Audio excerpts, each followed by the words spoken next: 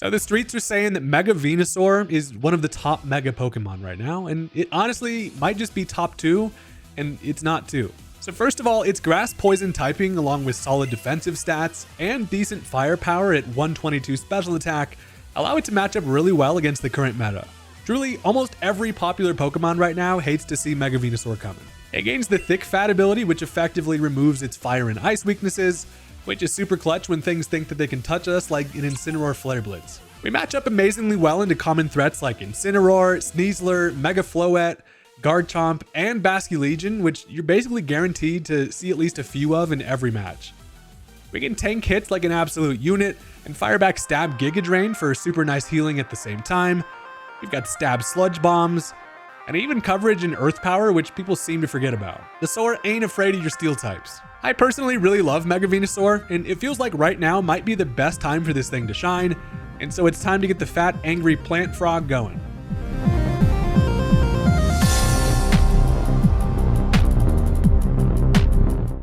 I, for one, am tired of people calling Mega Venusaur fat. He's just big boned. No, just kidding. He's pretty fat. Today we're stepping out with the tubbiest Megasaur, and this thing has the perfect meta conditions to be an insane mon to use right now. Mega Venusaur, I was not familiar with your game, but boy, I'm having a lot of fun with this team. This thing is crazy. So this is a team that was originally created by Xeno VGC over on Twitter. I'll go through a little bit of a quick breakdown on how it kind of works out, and then we're gonna get into some really fun matches with the squad. So while the Venusaur has a great matchup into most of the meta Pokemon right now, there are things that it doesn't want to deal with, and that's where basically the partners come in. Everything on this team is essentially here to play a role in defeating whatever Venusaur kind of gets beat by. So one thing that is super common, Mega Charizard Y, is not able to immediately grab a KO on Mega Venusaur, but it does threaten it quite a bit. For that reason, we have a Tyranitar with a Focus Sash to guarantee you can take a hit. Not only do we immediately bully a Mega Charizard Y by also just changing the weather over to sand, but the Tyranitar is also a great answer to general psychic types, mostly things like Delphox that also threaten the Venusaur. And so Tyranitar does have a lot of options to come on the squad. Next up, we have a Corviknight. This thing is just insanely difficult to kill. Corviknight is one of the craziest mons right now to use. While a lot of the time they're going to be running more of a defensive Iron Defense and Body Press set, this one is actually here for Tailwind support, because while this team is mostly kind of focused on being bulky, having that little extra speed support is super nice. Corviknight is one of my favorite mons to use on this team. Next up, we've got a Garchomp. This is Habanberry. A lot of the time you can bring this Garchomp just with things like the Rotom in the back and just spam Earthquakes if they have nothing that can take an Earthquake. But it also has a good matchup against other dragons, being able to eat the Habanberry to reduce dragon damage and then just return with big Dragon Claw. A lot of the time people expect this thing to be Scarf, but for the most part, this thing can find itself in a lot of spots to just take hits, and overall, it's just the best ground type in the damn game, so it deals with steel types. Next up, we've got the Rotom Heat, another great answer to steel types, but also one problem for this team is opposing Corviknights. This thing is really good for that, but it's also going to be Scarf in that we can often have this as a lead. I feel like my playstyle really likes this Rotom in just being fast and having a quick pivot, but also Electro Web is a spread move, being able to drop opponent's speed by 1. We can then allow Venusaur to have pretty decent opportunities to be able to outspeed after just giving them a -1. So the two forms of speed control going to be the Electro Web along with the Tailwind there on the Corviknight.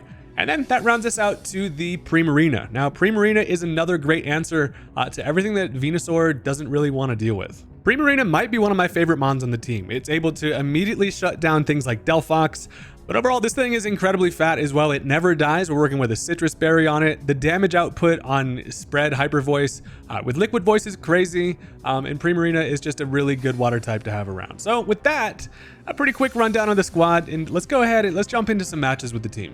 Okay, so this first matchup is a really interesting one. Now, first of all, we notice I'm seeing Mega Gardevoir, which could just be a huge problem for the Venusaur. For that reason, I'm actually not going to lead off with it. Instead, I'm going to lead off with the Rotom Heat along with the Corviknight, just expecting it's either going to be Mega Lopunny or that Gardevoir. Feeling it's got to be the Gardevoir here. In the back, I'm going to work with the Venusaur along with the Tyranitar. Now, I want to bring Tyranitar to have some type of weather control against the Pelipper. Things like the Archaludon are really scary for the squad. Biggest thing in my mind, though, is being able to shut down that Mega Gardevoir. If that's what they end up bringing, is going to be kind of one of the keys to success. So let's jump into it. All right, so they are, of course, going to lead off with a scary combo of Toilet Bird and Staple Remover. And Didn't expect to see that kind of right away, but the Rotom Heat is a great option, basically just into this Pelipper, putting it on the back foot to where this thing either dies or they swap out. So this turn 1 actually gives me a decent opportunity. Now, what I'm considering is I could Volt Switch and bring in the Tyranitar to just immediately, you know, remove the rain, which then stops the Archaludon from being able to Electro Shot immediately into Corviknight. However, that could go bad for me if there's just one Protect from this Pelipper. Plus, Corviknight doesn't really have anything to click here anyway, so I decide I'm just going to Volt Switch into that slot and then swap Corviknight into the Tyranitar, which if they swap out the Pelipper here, it's going to allow them to come back in and reset the rain, but at least for now, the threat of an Electro Shot is out of the way. So we do swap out Corviknight. I want to keep that thing safe because I know they're going to bring the Mega Gardevoir just because of the Venusaur's presence on the squad. So I come in, Mega Sandy real quick, and they do swap out Pelipper into that Gardevoir. So now we do end up seeing that obviously they brought the Gardevoir. It's going to get Levitate, which is important to consider if I want to click Earthquake, but a Volt Switch is going to do a nice chunk, and that's my favorite part about this little easy bake bastard. This thing, it does great chip while also just giving you so much fast momentum. So as I consider, you know, Corviknight my best bet as an answer to the Gardevoir, but I know it hasn't attacked yet, so I can actually end up going into Venusaur is what I end up doing here. Now, I want this Gardevoir to think that it can eat this Venusaur. I'm going to bring it out here because it cannot attack yet. Turns out, turn 1, the Archaludon actually goes for the Draco Meteor just right into that Rotom slot. So Venusaur takes more damage than I would like. But the great part about this Venusaur is that it can really heal up pretty nicely with Giga Drain. So we do see the White Herb as well from the Archaludon, which is really interesting, meaning it does not maintain that special attack drop. And the Archaludon is scary. So Gardevoir is obviously in a spot where this thing wants to knock out this Venusaur. I'm actually going to go ahead and protect the Venusaur here, knowing that I can kind of bait them into attacking that. I also know with that chip damage from the Rotom, it should be in range from a knockoff from this Tyranitar. As long as T-Tar does not get doubled here, I know that I'm Focus Sash, so I can take one attack at least. If the Archaludon wants to Flash Cannon, that is fine. I basically, if I can focus down this Gardevoir here, it's going to give me a ton of breathing room in the remainder of the game here. So they do go for the Mega Gardevoir, which is exactly what we expect. I'm also going to Mega the Venusaur to be like, hold on a second, my plant didn't have enough vines, and also I guess I get this cool one on my forehead. Hell yeah, Venusaur is looking nice and extra thick fat. I get the Protect off, which is amazing. As now I'm really hoping they go for the Psychic into that slot. Turns out they do click Hyper Voice. That's fine, kind of. But now I'm like, uh-oh, if Tyranitar gets focused here, I am in bad shape. They break my Sash. They go for the Flash Cannon, but luckily they do click it into the Venusaur slot, so that works out perfectly. Not exactly how I had it planned, but it ends up, the result is the same. I'm able to get the knockoff here. That's going to take care of Gardevoir, and just like that, biggest threat for the Venusaur out of the way. They do still have the Pelipper, who can, you know, threaten with Hurricane, but... And as I was going to say, that's a problem for later, and it's a problem for right now. They're just going to go right back into the Pelipper, reset the rain for the Archaludon, who, you know, this Archaludon's a bit of an issue. I need to start to get some type of damage off on this thing. But I figure Venusaur kind of needs to swap out here. I can pretty much freely go back into the Rotom Heat. Unless they Weather Ball into this Venusaur slot, which I doubt they're going to do. I'm going to go ahead and pull off the old double switcheroo. I'm going to go Corviknight on the Tyranitar slot, bring in the Rotom Heat from the Venusaur slot. And I feel like I should be pretty well positioned unless the Rotom gets doubled here, then we're in a little bit of trouble. I'm not super worried about the Archaludon in terms of pressuring it offensively, because I do still have like Earth Power from the Venusaur if I can get that off. Now they do Flash Cannon into the Venusaur slot here, which is perfect. We don't take much from that. And while Corviknight is afraid of an Electro Shot on the next turn, it's fine. They do go Tailwind here on the Pelipper, which now this is a fast bridge. The one thing about Archaludon's big ass is this thing is it's way faster than you think it's going to be. I hate, especially with the Tailwind, this thing is very quick, and I'm in danger of an Electro Shot, so I pretty much need to temporarily win this Weather War. I go Tyranitar here. Even if I get knocked out, it kind of forces the Pelipper to have to switch out and then back in later if they want to retain that rain. So them knowing that, they actually swap out Pelipper, and they end up going Vaporeon here. So honestly, did not expect to see the Vaporeon. I'm kind of afraid of whatever shenanigans this guy's going to do with his crazy ass popped collar, but I go Tyranitar. We reset the sand at least for now, and they actually are going to click the Draco Meteor into the Rotom Heat slot. So that is going to be able to take care of this thing. And now, as I've lost my kind of best answer to the Pelipper, sometimes the Rotom cooks you, but sometimes the Rotom gets cooked. It is what it is. It's fine though, because this Archaludon is now at minus special attack. This thing is not going to hit nearly as hard as it would like, and With the Vaporeon switch in here, this actually opens the door pretty nicely for Venusaur to come in and immediately get some more pressure off, to where a Giga Drain is going to do probably about half to this Vaporeon, but it's also going to heal me up a ton, to where I should be able to take an attack from the Archaludon. Unless they target Venusaur on this turn, the Protect is an option, which I feel like they probably expect the Protect here. So I am going to Giga Drain into the Vaporeon there, and they do actually swap out Archaludon. We've got the Rain switching around all damn crazy. It's back to the Rain, and now Archaludon's going to be able to come back in with that Rain support, but it's fine. Tyranitar switches out as well, and I can reset it. I can reset it to Sand. So we stay on top of it. Vaporeon is going to bust out the Icy Wind here. Check it out. Venusaur, thick, fat, able to barely hang on. And now, while we get the speed drop, it does not really matter, because actually Mirror Armor comes through and drops that thing's speed too, which is satisfying.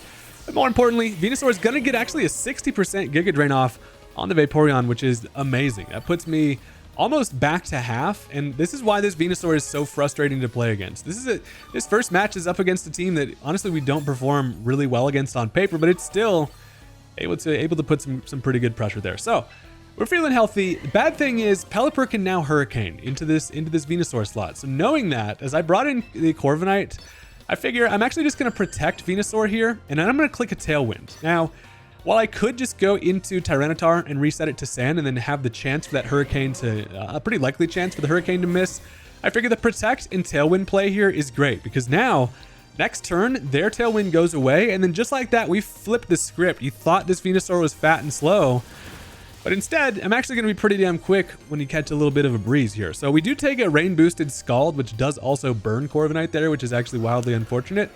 But the Tailwind, the breeze switches directions, baby. And now I'm feeling pretty safe. The thing about it is the Pelipper still threatens with a Hurricane, right? They do still have this is actually the last turn of their own Tailwind. Vaporeon's at about half. They know they die to a Giga Drain here, and their Tailwind goes away. So my Venusaur going to be the fastest Mon on the field. I'm just going to Giga Drain into that Vaporeon slot. I don't really need to risk it. And I'm actually going to go ahead and switch in Tyranitar. If I'm them, I'm probably clicking Hurricane here just into this Venusaur. And if I can get my Sand up, while this is risky, I'll be able to get the Giga Drain off before it Hurricanes. But then there's just such a good chance that it misses with the Sand up here, so we're absolutely going to take that. We turn it to Sand once more. Vaporeon ends up going for the Detect.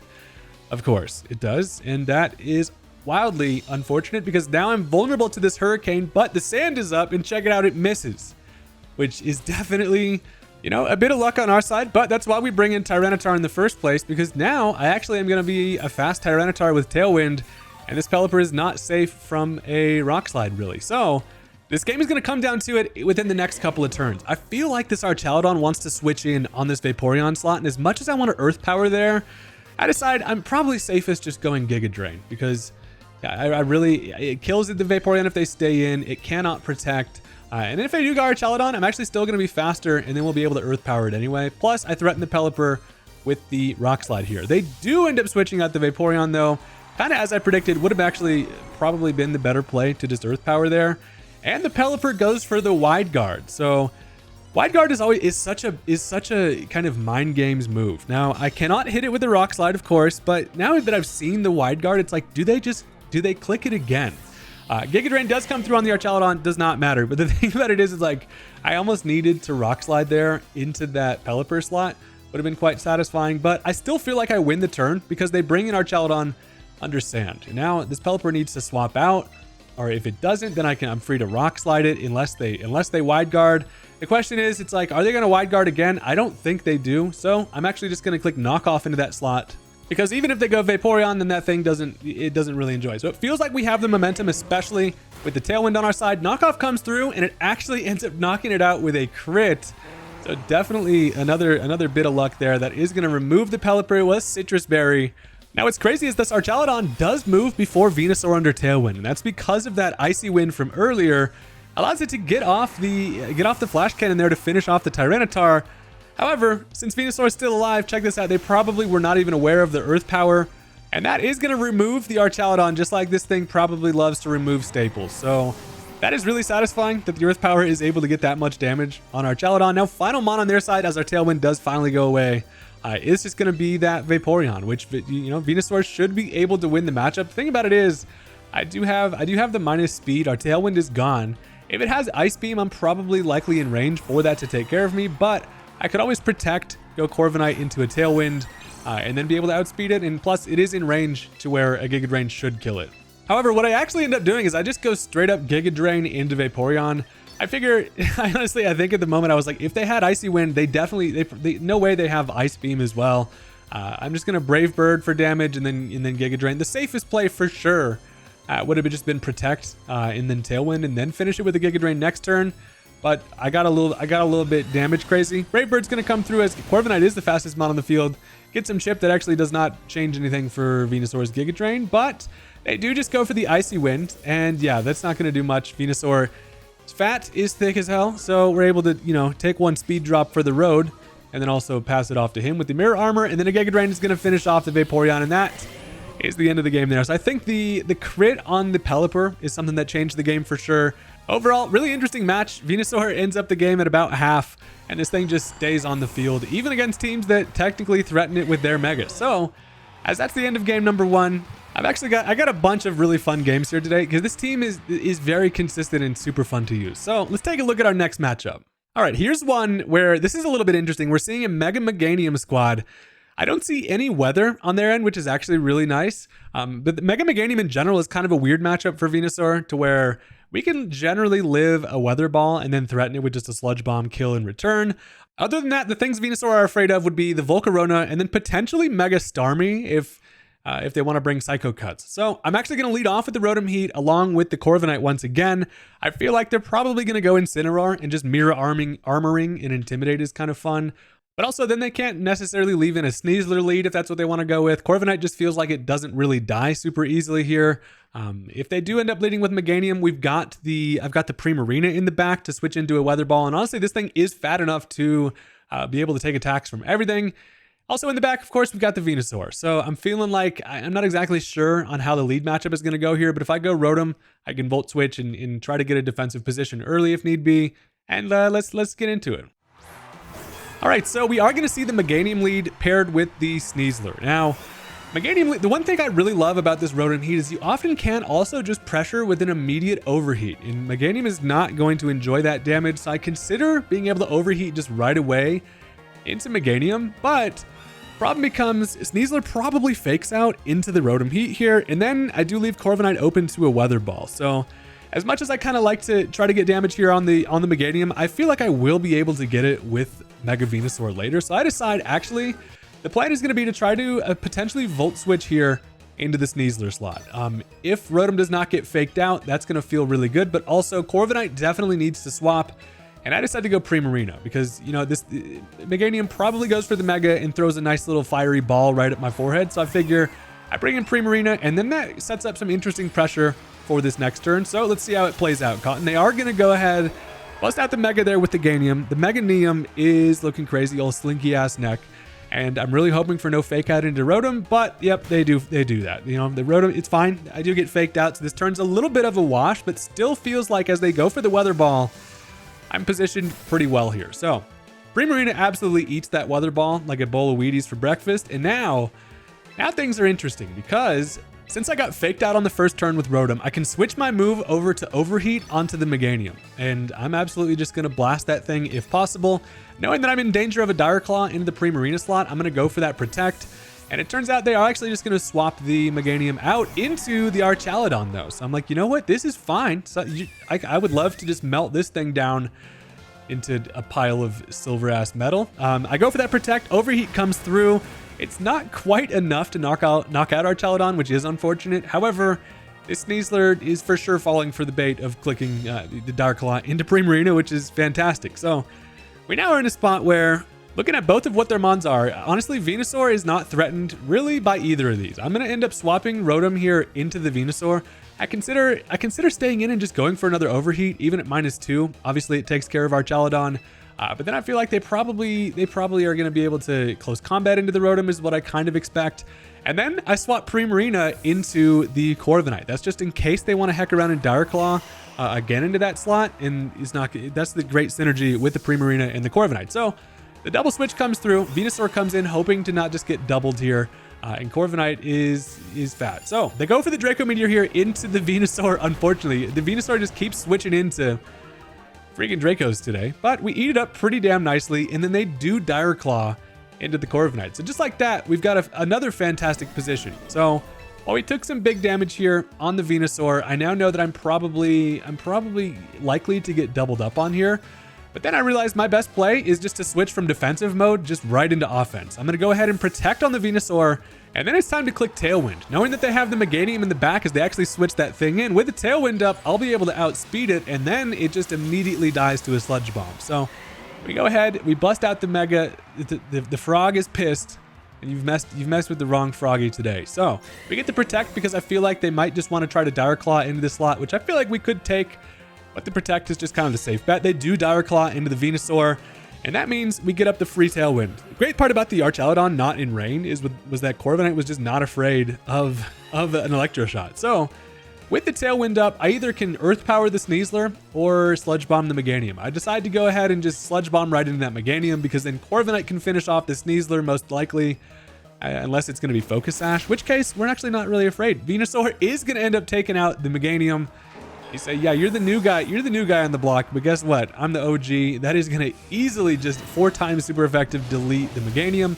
Brave Bird comes through, no Focus Sash on the Sneasler, and that is how one Tailwind has effectively turned the game around to the point where they have pretty much no answer, right? Their Mon in the back we know is going to be Archaludon, who is basically dead.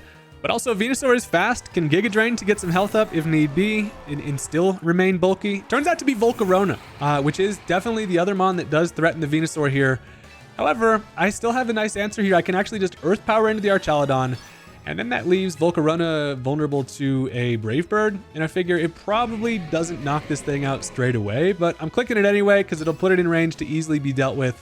Especially with what I have in the back. I've got Primarina at full health. We are not afraid. Now, it turns out Archaludon gonna have a Choice Scarf Thunderbolt. I believe that means that thing is Scarf at this point. They go T-Bolt to be able to get off an electric move right away. But then I say, hey, that's my bird, bro. Don't you be bolting my bird. I get him with an Earth Power that takes care of Archaludon. This Venusaur kills more Archaludons than you would expect. Now with the Tailwind up, Corviknight is faster than a non-Scarf Volcarona, and the Brave Bird actually does just straight up delete it. So no prospect of a flame body when that was your last fella. So that's the end of the game on that one. Super quick game with a team that's generally not supposed to get crazy offense that quickly, but we were able to match up pretty well. And Venusaur showed some worth there. So that was a fun game. Now in this next match, here's one that we really love to see.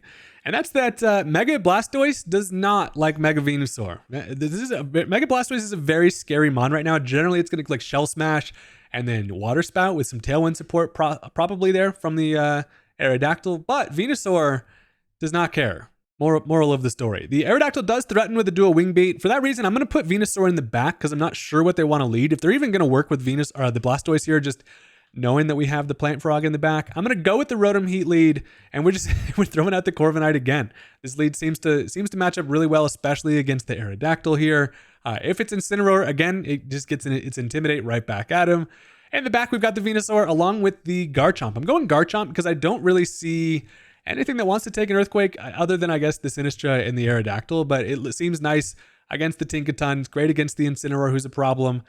We match up really well against the Kommo-o, who thinks that it can get big damage off on us, but then we have our Dragon Resist Berry, and then we just knock it out with a Dragon Claw.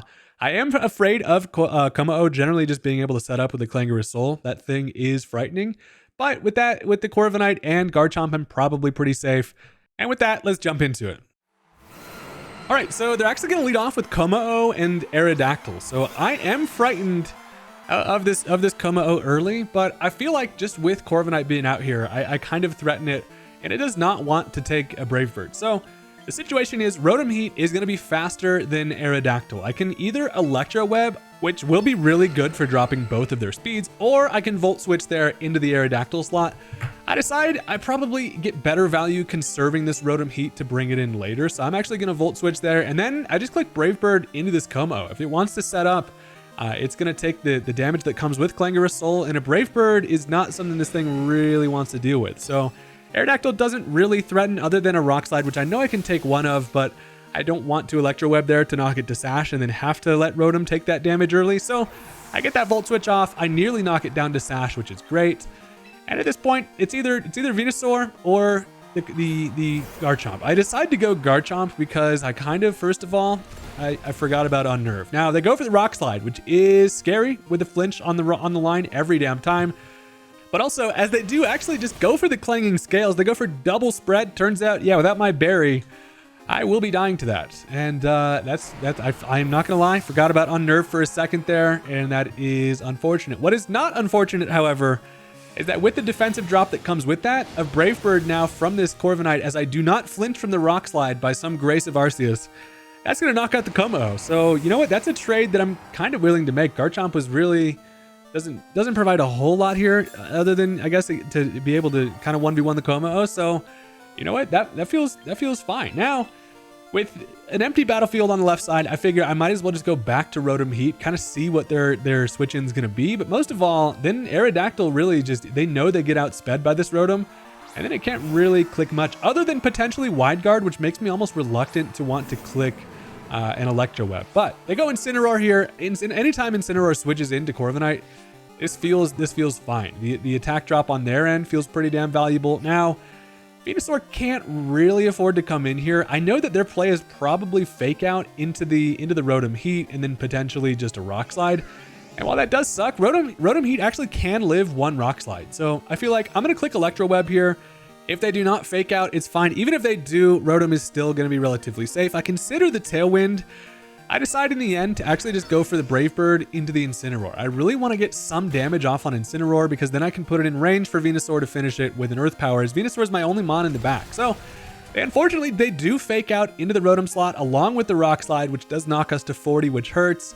Except we do not flinch once again on the Corviknight, my absolute goat. I get the Brave Bird off. I'm able to do a nice little almost 40% with some chip there, which is amazing. And while I do live my recoil, that's pretty nice as well, because at this point, Rotom can outspeed the Aerodactyl and finish it with an Electro Web while also dropping Incineroar speed. A Wide Guard is kind of just something I'm willing to accept at this point. Honestly, if they go for a Wide Guard, it's such a difficult move to play around, but it's kind of a risky maneuver for them as well, because if I don't Electro Web, then they just die to whatever I end up clicking. I also decide with Corviknight, I might as well try for a Tailwind here. I'm going to go Tailwind because if Corviknight stays alive, I can basically ride that speed boost kind of to the end here. It turns out they're going to go for Protect, so that's the fun part about Aerodactyl. It's either Protect or Wide Guard. This time it's Protect, which is clutch. I can then get off the Electro Web, which unfortunately, is not going to finish off the Aerodactyl, but I drop the Incineroar to his lunch. I give him a Citrus Berry. It's fine. It's kind of inevitable. It brings it back to 71, which is unfortunate. But now I get the Tailwind support on my side. And also, since we know that this Aerodactyl cannot really Protect again, that feels pretty good. They do just Flare Blitz and finish off the Corviknight, which is to be expected. Again, this Incineroar is at -1 attack, though, so it's pretty much fine. And while on paper it looks like an answer to Venusaur, it is absolutely not. The one thing that I am afraid of with the Venusaur here is basically just a dual Wing Beat paired with a Flare Blitz on their end. But honestly, even then, I'm still fat enough. Plus, it just cannot outspeed the Scarf Rotom. So I'm going to go Electro Web and then Earth Power into this Incineroar slot. I really needed to get Chip on this Incineroar to put it in range. I kind of think they might end up swapping here with Incin, depending on what they have in the back. But the support is that I have Tailwind and Electro Web support. So Venusaur is going to be very quick, basically against no matter what they have in the back. So we bust out the Mega. We're looking beastly. I don't know if an Earth Power knocks out this Incineroar, kind of depending on how it's built here. Aerodactyl tries for the second Protect. Not going to work this time, buddy. We are able to finish it off with an Electro Web. So that's a dead arrow, which is great. Also, a little bit of extra chip there on Incineroar, which is fine. But again, this thing is intimidated, and a Flare Blitz with Thick Fat does not even scare us really in the slightest, especially because these things are not generally max attack. So I get off the Earth Power. Unfortunately, it does leave it with 10%. So that Citrus Berry always is annoying. And as they go, look at this, they go for the Flare Blitz, and that absolutely tickled. It does nothing to Venusaur at all, which is really funny. It unfortunately does not knock itself out with, with the recoil. But the great thing is they only have one Mon left in the back, means Incineroar cannot swap out and have any more Fake Out support. And what's even better is it turns out to be the Mega Blastoise, which again is a very scary Pokemon right now, unless you're fat ass Venusaur. So I can just Electro Web and then Giga Drain into the Blastoise slot. It can Protect, but again, I have Tailwind. I have super effective Electro Web here with my final Mon being Rotom. And this is a good showcase of like Rotom being next to Venusaur here, clicking Electro Web allows it to make up for its lack of speed, but its bulk really helps out. They go for the Mega, they pull out the big ass cannon. The Blastoise is going to protect for now, but I mean is not going to save him for later.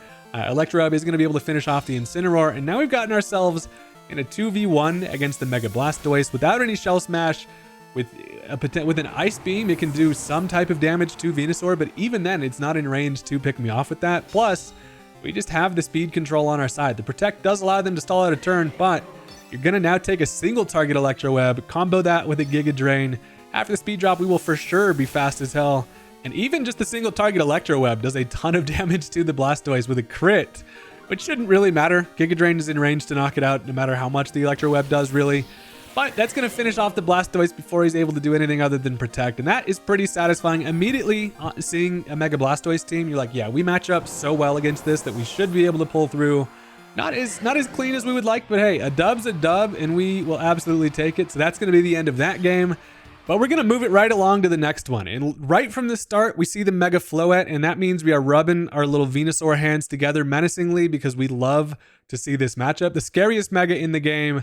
But Venusaur absolutely does not care. Now, we do care about things like the Talonflame, however, so that's a little bit of a threat. We are going to lead off with the Rotom Heat along with Venusaur, though, because while I figure they are probably going to go Talonflame, I can protect Venusaur, and then, honestly, Rotom Heat really kind of shuts that thing down. I can get it out of Gale Wings range, but for the most part, Rotom just 1v1s that.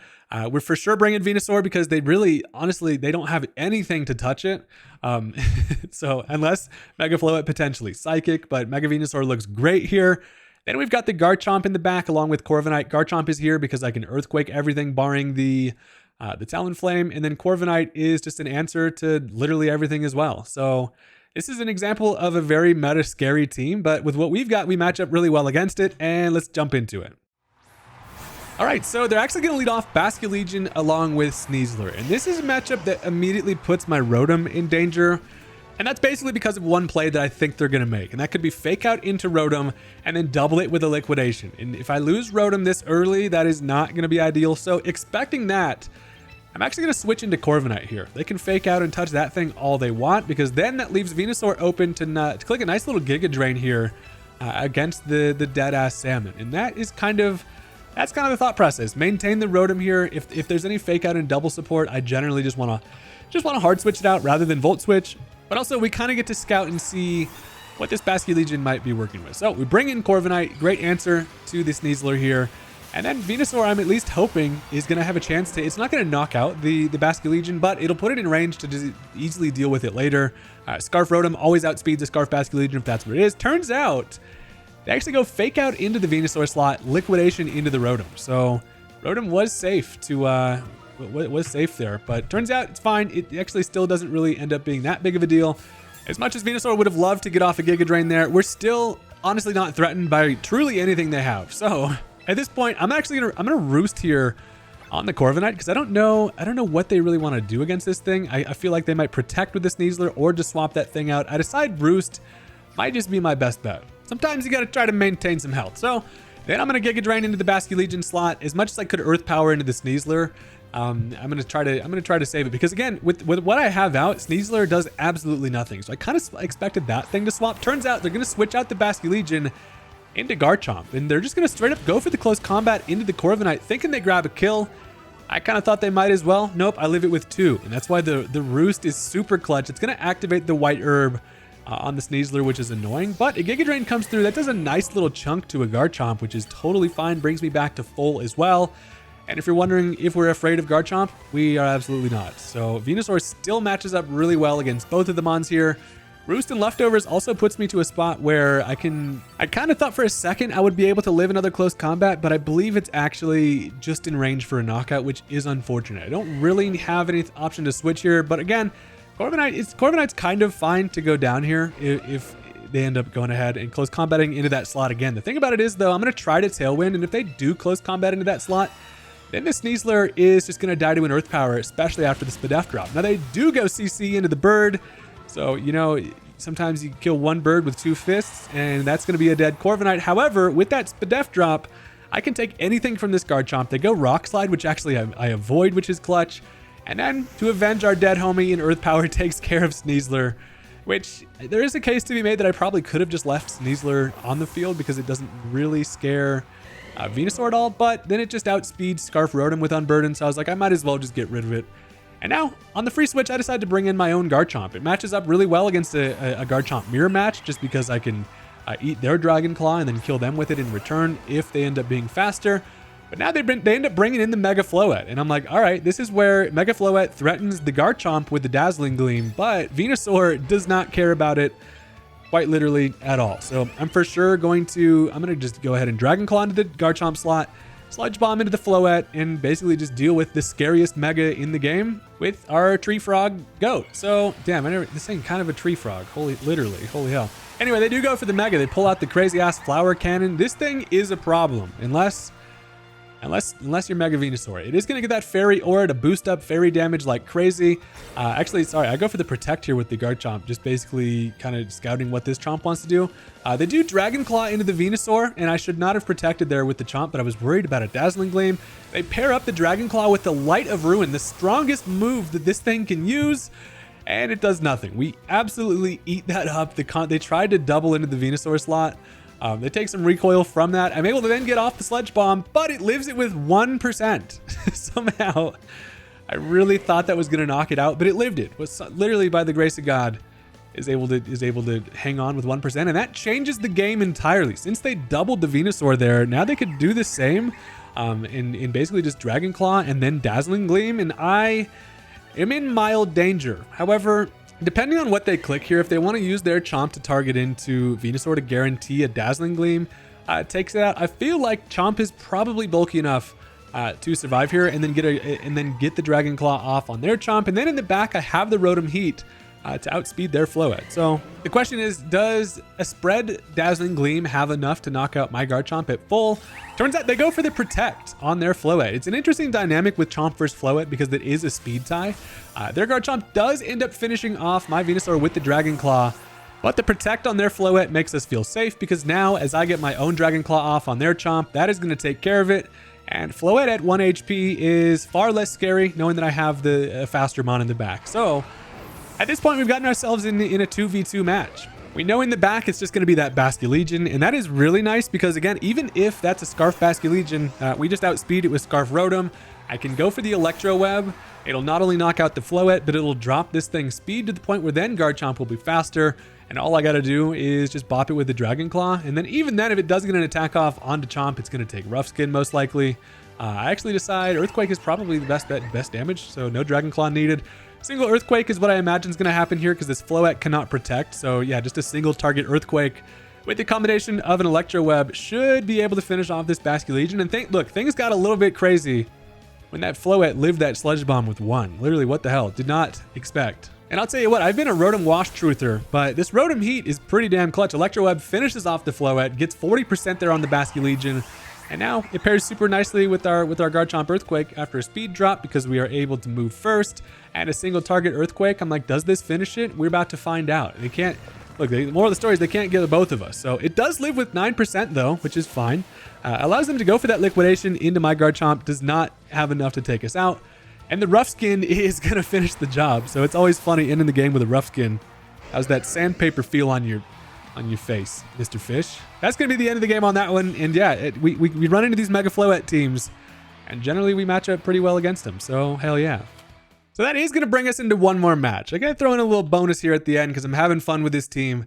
And here we got an interesting squad where we see Farigiraf, which always makes me afraid of potential Trick Room. It feels like more just kind of insurance against other Trick Room on this team, so I don't feel like they're going to set it up. We do see the Mega Meganium once again, which we know we can beat. And while Venusaur matches well against things like the Basculegion, the Sneasler, and the King Gambit, we are a little bit afraid of Aerodactyl, a little bit afraid of, Psychic Stab from the Farigiraf if they want to bring it. I'm going to end up leading off with the Tyranitar this time, along with Rotom Heat. Tyranitar is here to basically put some pressure just right onto Farigiraf if that's what they want to lead with. It also works pretty well if they want to go Aerodactyl. In the back, then we've got the Corviknight and the Venusaur. Corviknight shuts down everything, and that's kind of the moral of the story. And then, Venusaur if we play our cards correctly against the threats, I think we can get it to do some work. So let's jump into it. Okay, so they are going to lead off Farigiraf and Basculegion. It does make sense that they would bring the Farigiraf just as a decent answer to the Venusaur. But this feels pretty good as Tyranitar matches up well against both of these mons. Plus, I can get a nice little pivot or just straight up go for damage into Basculegion. Really kind of dealer's choice at this point. Now, I decide what's in my best interest is that if they've brought this Farigiraf, surely it's here to set up Trick Room. And while it doesn't necessarily look like a Trick Room team, I'm like, that could be really bad. So what I decide is I'm going to go Volt Switch to allow Rotom to be safe from the Basculegion's liquidation, but also I want to get as much damage on that thing before I pop him with a knockoff. And if it's Citrus Berry, now it's in range to die from a knockoff. And just like that, we'll have so much momentum on our side. So as I pivot into the Venusaur, because of the fact that I know this thing's probably clicking Trick Room, but also it allows me to then live the water attack from the Basculegion nicely, they actually go for the flip turn there. So they're going to pivot out the Basculegion, which is fine. I should be able to see what they're going to have in the back, but also I'm now just hopeful that this knockoff is going to finish off this Giraffe as it didn't protect. So as they go King Gambit, I'm like, all right, that's fine. I get the knockoff here, and yep, they've got Colbur Berry. It's going to reduce the dark type damage and allows it to barely hang on with 19. And that's going to completely change the dynamic of the game because that allows him to set up the Trick Room. So I'm like, you know what? Every time this Giraffe, big neck asshole, is always able to get up his Trick Room. So that's scary. Now, one of the things is I know Farig is going to go ahead and try to target into this Venusaur slot, and that should allow Tyranitar to fully pull out its anti-King Gambit technology with a low kick, considering I'm Focus Sash. So I'm going to protect on the Venusaur here, low kick into the Gambit. Even if they knock me down, they probably don't Hyper Voice here. They kind of need the damage into Venusaur. But now the game plan is basically if I can stall out this Trick Room and get rid of Gambit here, we have a shot. But the Trick Room is new and things are going to stick around a bit. So I do go for the Mega there just because now I can go for the Protect and guarantee that we at least stall out a turn here. And here's the fun part. So they do go low kick into the Tyranitar. Kick me right in the nuts, but I got a Focus Sash, which is amazing. And then I'm like, yeah, check this out, baby. I'm winding up a low kick right back to you. We go a low kick matchup. They do Psychic into the Venusaur slot as expected, so we get the nice Protect off. But then our own low kick comes through, and then we kick you in the nuts. So that is a dead Gambit, and that is a really good trade-off there. Because King Gambit is scary, but also that's going to deal with it. And the fact that the Sandstorm is going to slowly whittle down this Farig, I might not even have to come to a point where I need to attack it. I can kind of just let the Sandstorm get rid of it. And then they have no way to reset Trick Room, which is going to be their best way of winning. So they now go Basculegion, which is interesting because of the fact that generally Basculegion is fast. So I'm like, I'm not necessarily still safe to really attack here with Venusaur, and I do want to conserve it because it's a great answer for probably Meganium, who's going to be in the back. So I decided to switch into Corviknight, who just matches up really well against both the Farigiraf and the Basculegion. And then I pull out a nice little cheeky Protect here with the T-Tar just because of the fact that I need to stall out some turns. So as they Psychic into the Corviknight, that does nothing. That is amazing. Basculegion is going to flip turn into the Tyranitar slot, so no pivoting for you yet, Mr. Guy. The Sandstorm leaves the Farigiraf with 1%. Which is so annoying. The 1% feels like it happens way more than it should in this damn game.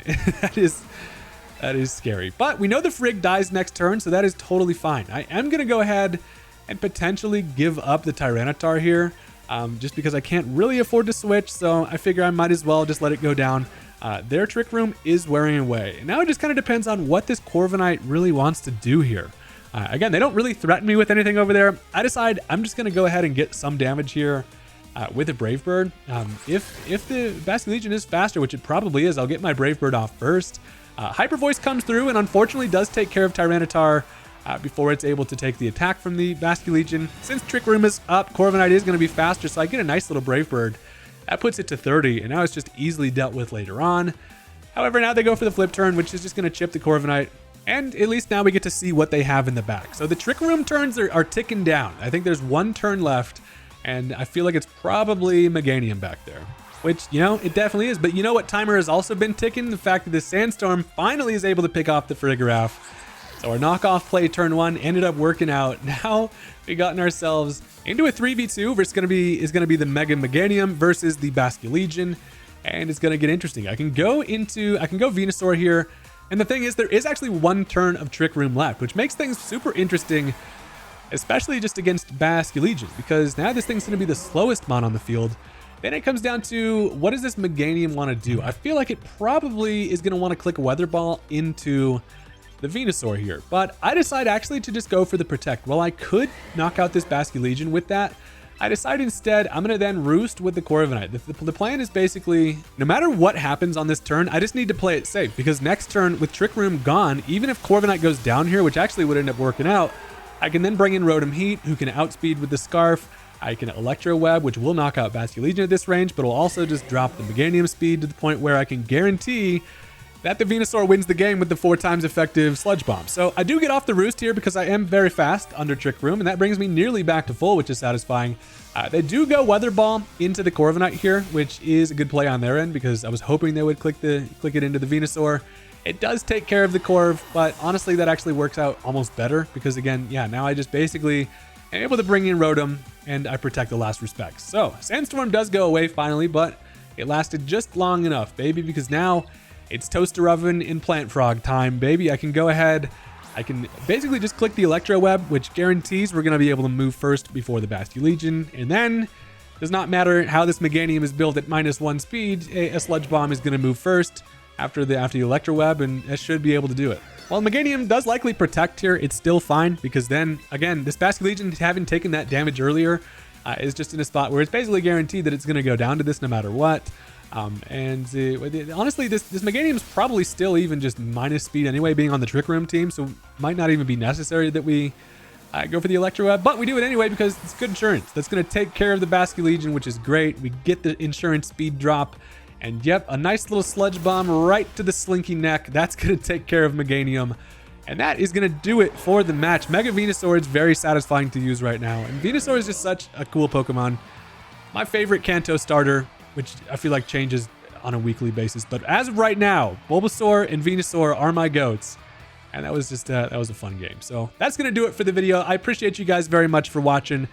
And hey, if you seem to have a good time, make sure to hit that like button. It really does help out the channel. And I will catch you guys next time. Peace out.